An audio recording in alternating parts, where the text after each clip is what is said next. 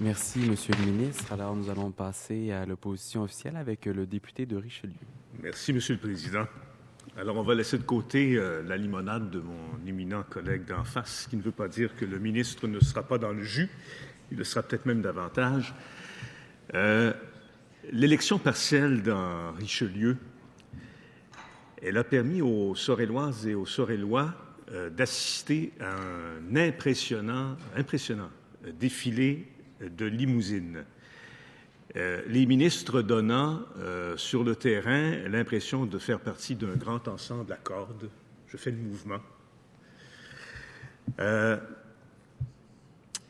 Ils étaient tellement nombreux qu'on avait du mal à discerner qui tenait la place de premier violon. L'orchestre, depuis le résultat de ce scrutin, il s'est tu. Et puis les gens de chez moi, ils sont en train de se convaincre qu'il ne s'agissait que d'une opération politique dans le sens le plus péjoratif de l'expression. Est-ce que le ministre de l'Éducation peut dissiper cette impression qui s'installe chez les gens de chez moi et confirmer aujourd'hui ce qui a circulé pendant toute la campagne électorale, c'est-à-dire que l'argent, les crédits, seront au rendez-vous pour l'agrandissement de l'école primaire de Saint-Roch-de-Richelieu. Monsieur le ministre.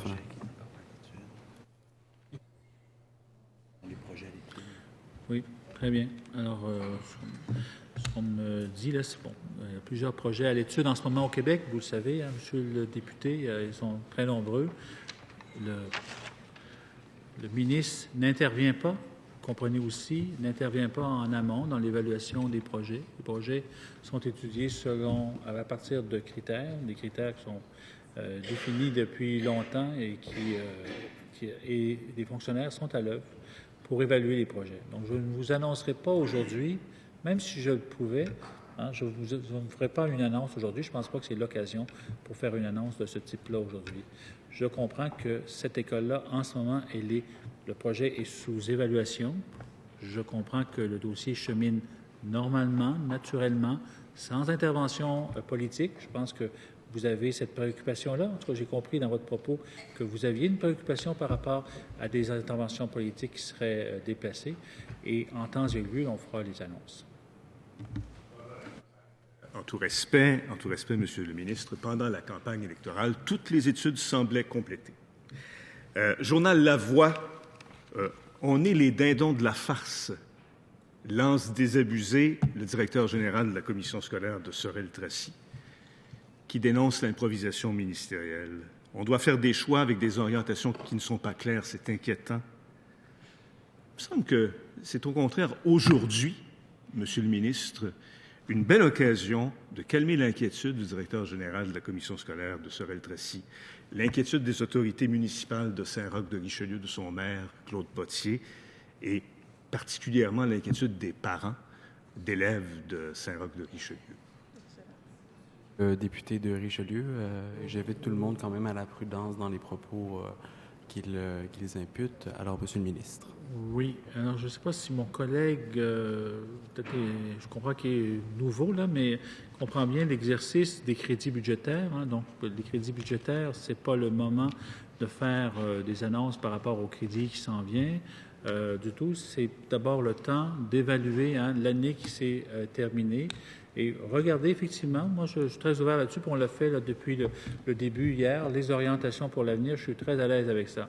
Et je ne vous ferai pas d'annonce par rapport au budget d'une commission scolaire. En ce moment, là, les budgets des commissions scolaires sont en train d'être finalisés. On est en train de finaliser les règles budgétaires. Alors, ce que j'entends parfois, et c'est peut-être le cas de votre commission scolaire, ce que j'entends parfois des chiffres qui sont évoqués par les commissions scolaires, je vous demande et je leur demande d'être très, très, très prudents pour deux raisons. Ces chiffres-là sont généralement obtenus à partir d'une simple règle de 3, d'un chiffre qui a été avancé par la Fédération des commissions scolaires il y a quelques semaines, de compression de 350 millions de dollars. On sait que ce chiffre ne tient sur absolument rien Et la Fédération des commissions scolaires, aujourd'hui, le reconnaît, elle ne l'utilise plus. Donc, si votre commission scolaire, ensuite, a fait une règle de 3 pour définir ce qui serait sa part dans cette compression, elle est à des lieues de distance de la réalité. Deuxième élément pour lequel il faut qu'il soit prudent, particulièrement pour l'année qui commence, c'est qu'il est possible, c'est probable, qu'il y ait des modifications aux règles budgétaires.